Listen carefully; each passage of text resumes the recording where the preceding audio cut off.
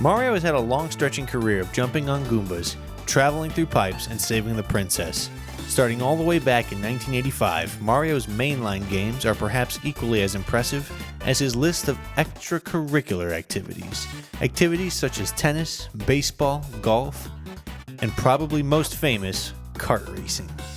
The Mario Kart Series today on Nintendo Switch is a 12-player online hectic racing game with anti-gravity elements and more characters and items than ever seen before. This genre has spawned knockoffs such as Crash Team Racing, Diddy Kong Racing, or Sonic and Sega All-Star Racing, practically inventing an entire genre all its own. Mario Kart is even on phones nowadays with Mario Kart Tour, a free mobile app that anyone can download and enjoy. We've seen several handheld releases of the series, and a Mario Kart has appeared on almost every Nintendo home console featuring couch multiplayer for 4 friends. But today, I'd like to take you back to the origin of the Mario Kart series, to a time before kart racing was even a video game genre, and the minds at Nintendo were hard at work to innovate the gaming landscape once again. So today, we'll be taking a look at Super Mario Kart for the Super Nintendo.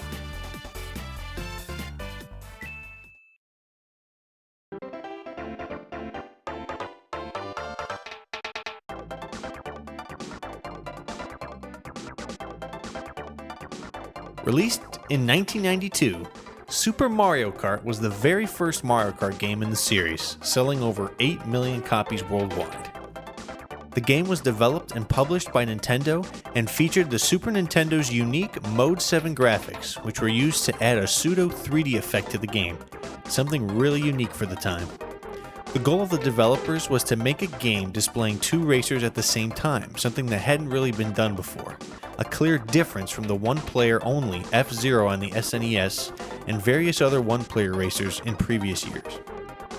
The art of the game was clearly inspired by Super Mario World, a launch title on the system, and features locations such as Donut Plains and Bowser's Castle, and as we'll see moving forward, featuring Mario locations became a true staple of the series. Upon booting up the single-player mode, you have a few options to choose from: Grand Prix and Time Trials. Grand Prix is the meat and potatoes of the game, consisting of a 4 to 5 race affair in which you tally up points based on what place you earn at the end of each track. When the final race ends, the points are tallied and a winner is announced. You can be awarded gold, silver, or bronze based on your performance. Time Trial, on the other hand, is a race all by yourself in which you try to get the best time on a track, and is used primarily as a way to practice the game and get better at the tracks in general. The game features 8 racers: Mario, Luigi, Princess Peach, Bowser, Yoshi, Toad, Donkey Kong Jr., and Koopa Troopa, all of which having their own driving style and advantages. This was one of the first instances where so many Mario Universe characters had crossed over into one game. In single-player mode, you select a player and a speed, either 50cc or 100cc. The screen is divided in half by a thick black line. On top, you see your driver and the road ahead of you. This is where the gameplay takes place. On the bottom, it shows the layout of the track and where all the players are located on the track, and sometimes even functions as a mirror when a racer is trailing behind you. I always found this odd in one-player mode, as it made more sense to have the whole screen to yourself during that time, but Super Mario Kart was made as a 2-player experience from the start, and Nintendo committed to it. When playing 2 players, the bottom map disappears, and the second player uses the bottom half of the screen to race.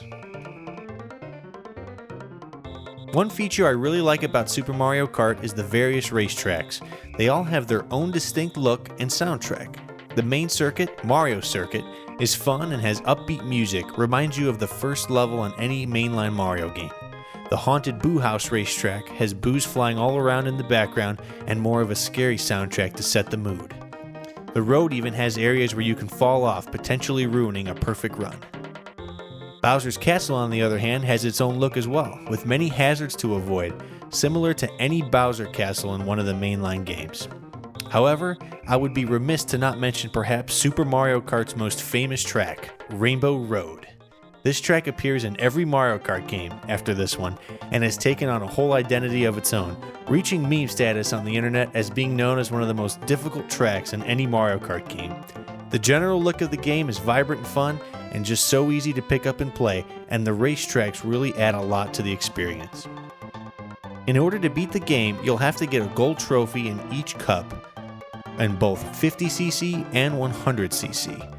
And once you get to the special cup on 100cc, you'll definitely find the challenge ramped way up. Computer players will be throwing more items, and they'll be driving way faster, making it much more difficult to get a confirmed strong lead. On the control side, the Super Nintendo controller does a respectable job of allowing the player to control the racer. The B button is acceleration, and the shoulder buttons make the racer hop, which then leads into a drifting turn. In addition, when a racer drives over item boxes, they have a chance of getting one of several items. Mushrooms, the speed boost, turtle shells, the projectile item you can throw, bananas, the road trap, the star for invincibility, the lightning, which shrinks every other player on the track, and lastly the feather, an item allowing you to make huge jumps over hazards, gaps in the floor, or even over entire walls. When driving over an item square, you'll always want to get an item, but many times the game will just give you coins. Yeah, more of the coins that you've been driving over on the ground. These function as health for the player, per se. When a player bumps you, you lose some coins, and if you are completely out, then you will spin out when touched by another racer. This game definitely incentivizes you to try and pick up as many coins whenever you can. I would say the one gripe with the controls is the game forces you to use the A button to use an item, while always accelerating with the B button, making for an odd control scheme. On top of that, the steering might take you a little bit of time to get used to, but after that, it's very easy to pick up this game and jump right into racing. The last game mode in Super Mario Kart is Battle Mode. This is a 3-hit elimination round on one of 5 battle courses. 2 players duke it out on the course, picking up items and throwing them to see who can last the longest. This is where the eventual Mario Kart 64 battle mode was born, and you can tell right off the bat that this was a game mode that needed more players. Only having 2 players on the battle mode is still fun, but can become redundant pretty quick. I think this mode is well suited as a reprieve from racing, but it's definitely not the core of this Mario Kart game. One interesting aspect of the game is that when racing, the computer player of the game will have access to character-specific items that only they can throw. For example, Bowser will throw a fireball and Yoshi will throw an egg at you. Neither of these items are available to the player, but it is a cool way to differentiate all the computer players when racing on the tracks.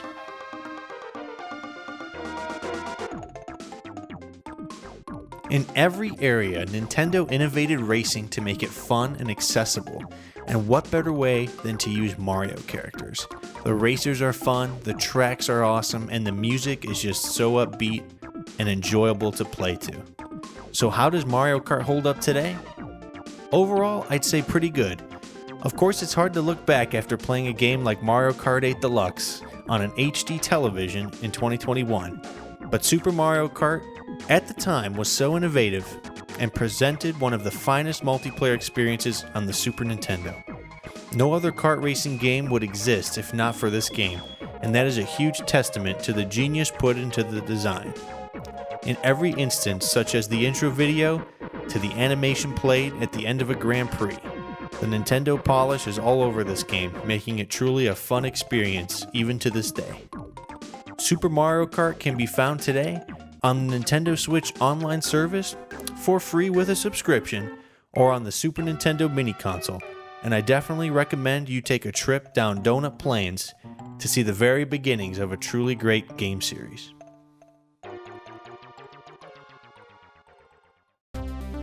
Thank you for watching the video. Please remember to like and subscribe if you enjoyed it. Which Mario Kart is your favorite, and who's your favorite racer? I'd love to know in the comments below. Join me each Sunday for a new game spotlight, and don't forget to check out some of the other games I've covered on the channel. Thank you.